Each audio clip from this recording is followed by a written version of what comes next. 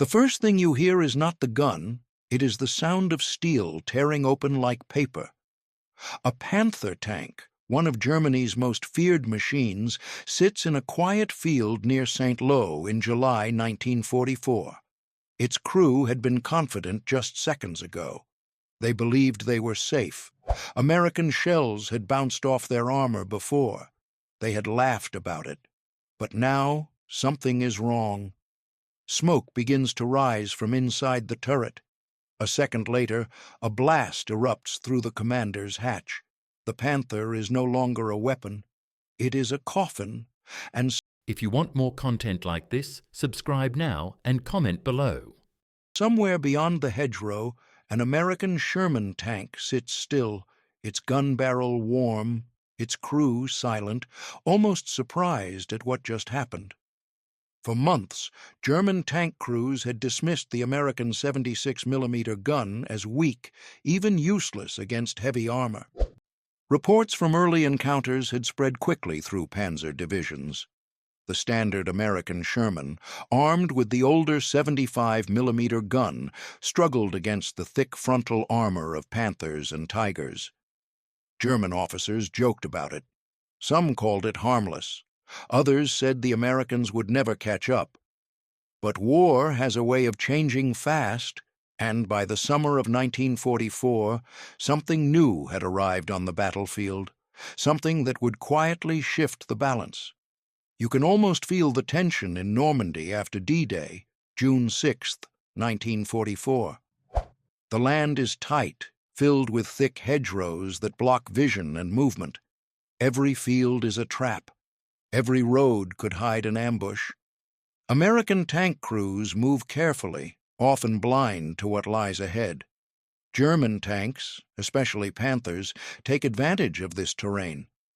Their long 75mm KWK-42 gun is deadly accurate at long range. They can destroy a Sherman before it even gets close enough to fire back. For weeks, this was the pattern. American crews advanced, and many never returned. Inside a Sherman tank, the space is cramped and hot. The smell of oil and metal fills the air. The crew depends on each other completely. The gunner waits for commands, the loader moves quickly, the driver listens for every order. They all know the danger. They have heard stories of Panthers knocking out Shermans with a single shot. Some crews even gave German tanks nicknames, not out of respect, but out of fear. They needed something to make sense of the threat. By late June 1944, American commanders realized the problem was serious. The standard 75mm gun was good for infantry support, but it struggled against German armor. Something had to change. The answer was already in development, the 76mm M1 gun. It was not perfect, but it offered higher velocity and better armor penetration. The first Shermans equipped with this gun began arriving in Normandy around early July. At first, the crews were unsure. The new gun had a different feel. It fired faster rounds, but it lacked the high explosive power of the older 75mm. Some tankers even preferred the old gun for fighting infantry. But when it came to facing German tanks, the 76mm offered something they had not had before: a chance. This new gun did not appear suddenly. It had been tested for months back in the United States. Engineers knew the problem early. Reports from North Africa in 1943 had already shown that the 75mm gun struggled against newer German tanks. The U.S. An Army Ordnance Department worked under pressure, trying to improve firepower without slowing production. The Sherman had to remain reliable, easy to maintain, and quick to build. The 76mm gun was a compromise, stronger than before, but still fitting into the same turret design with only slight modifications. On July 18, 1944, during Operation Goodwood, British and Canadian forces launched a massive armored push east of Caen. American forces were watching closely. German Panthers and Tigers were deployed heavily in this area. The battle showed just how dangerous German armor could be, but it also revealed something else. Allied tank crews were learning. They were adapting. And among the American units, the 76 mm gun was beginning to prove itself. One of the early units to receive the 76 mm Sherman was the U.S. 2nd Armored Division. These men had already seen heavy combat. They knew the strengths and weaknesses of their tanks. When they first tested the new gun, they noticed the difference immediately. The rounds traveled faster. The impact felt stronger. It was not a miracle weapon, but it was enough to change the outcome in certain situations. Still, German crews remained confident. Reports from Panther commanders suggested that frontal armor could still resist most American rounds at range. They believed that as long as they kept their distance and used their superior optics, they would win. This belief would hold, but only for a short time. The real shift came with the introduction of better ammunition.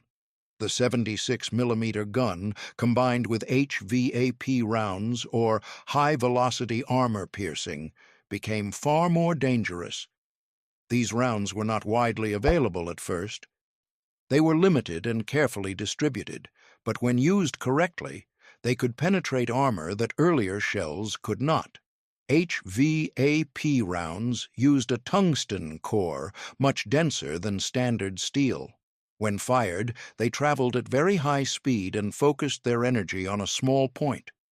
Against flat armor, especially at shorter distances, they could punch through where other rounds failed. American crews quickly learned that these rounds were valuable and rare. They saved them for the right moment, often when facing Panthers or Tigers directly. Imagine being inside a Panther tank positioned behind a hedgerow near Mortain in early August 1944. The crew feels secure. They have knocked out several Shermans already. They trust their armor, they trust their gun. Suddenly, they hear a shot. It is distant but sharp. A second later, a jolt runs through the tank. The shell has hit, not bounced, not deflected, but penetrated. The crew is stunned. This was not supposed to happen. American tankers began to notice these moments. They saw Panthers burning where before they had stood untouched. It was not common, but it was enough. Each success built confidence. Crews started to push a little harder, aim a little more carefully, and trust their gun a little more. The Battle of St. Lo, fought between July 7th and July 19th, 1944, became a key moment. The city was heavily defended. German forces used tanks and anti-tank guns to hold their ground. American units faced strong resistance, but they also began to use their new equipment more effectively. The 76mm Shermans were not invincible, but they were no longer helpless. Sergeant Lafayette G. Poole, one of the most famous American tank aces, began to make a name for himself during this time. Commanding his Sherman, often named In the Mood, Poole and his crew destroyed numerous German vehicles. While he initially operated with a 75mm gun, later encounters with improved weaponry showed how American tactics and equipment were evolving together. Another important figure was Lieutenant Colonel Creighton Abrams, commander of the 37th Tank Battalion. His tank, also named Thunderbolt, became well known. Abrams believed in aggressive maneuver and teamwork. He understood that no Sherman, no matter the gun, could win alone against a Panther. But with coordination, speed, and proper positioning, even heavier German tanks could be defeated. German reports from late July and early August began to change in tone. Panther crews were no longer laughing. They were cautious. Some reports mentioned that American guns seemed more powerful. Others noted that engagements were becoming more dangerous. The battlefield was no longer predictable. You can almost feel the shift in mindset. Confidence turns into caution. A tank that once felt like a shield now feels like a risk. Every movement becomes more careful. Every shot matters more. The hedgerow battles of Normandy forced both sides to adapt quickly. Visibility was limited. Engagement distances were short. In this environment, even a small improvement in firepower could make a big difference. The 76-millimeter gun, combined with better tactics, allowed American crews to fight back more effectively. American crews also began working closely with infantry. These soldiers on foot would help spot enemy tanks hidden behind hedges or buildings. Radio communication improved coordination. Tank commanders relied on these reports to position their vehicles for better shots. It was no longer just tank versus tank. It was a combined effort. By August 1944, as Operation Cobra began on July 25th, the Allies broke through German lines in Normandy. The fighting changed. Open terrain replaced hedgerows. Tanks could maneuver more freely. This also meant longer engagement distances, where German tanks had previously held the advantage. But now, the 76-millimeter gun began to close that gap. American tank crews learned to aim for weak points. They targeted the sides of Panthers, the turret rings, and other vulnerable areas. They worked together, using numbers and coordination to overcome stronger armor. It was not just about the gun, it was about how they used it. German crews, on the other hand, faced increasing pressure. Fuel shortages, constant air attacks, and the growing strength of Allied forces made their job harder. The Panther was still a powerful tank, but it was no longer untouchable. In one reported engagement near Argentan on August 15, 1944, American 76-millimeter Shermans engaged a group of German Panthers. The battle was short but intense. Several Panthers were knocked out. Survivors later reported that the American fire was more effective than expected. The idea that American tanks were weak began to fade. Air superiority also played a major role.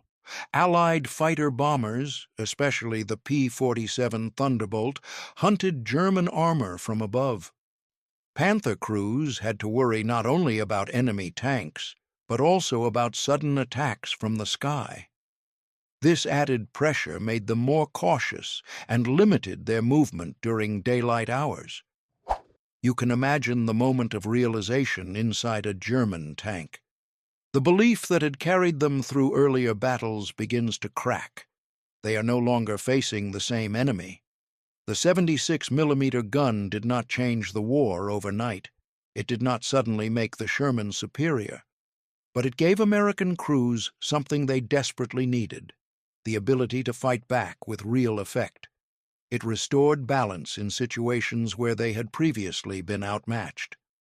As the war moved into late 1944, especially during battles like the Ardennes offensive in December, the lessons learned in Normandy became even more important. American tank crews entered these battles with more experience and better equipment. The 76-millimeter gun was now a standard part of many units. During the Battle of the Bulge, beginning on December 16, 1944, German forces launched a surprise offensive through the Ardennes forest. Panthers once again led many of the attacks.